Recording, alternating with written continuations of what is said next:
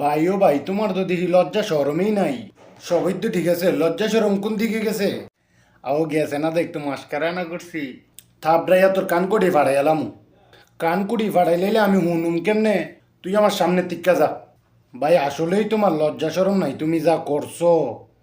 আবার মস্কারা শুরু করছো।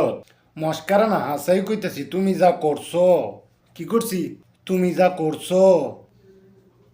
বন্যারা গাছের ডাব যে চুরি করছি নয়নে কইছে না? এর মানে তুমি ডাবও চুরি করছো? ছি! করছো তো করছো বালা কথা, আমারও তো একটু ডাবের পানি খাওয়ার মন চায়। তোমার লজ্জা শরম নাই? ছি! ফাতেমারা গাছের বড়ি যে চুরি করছি এটা নয়নে কইছে না?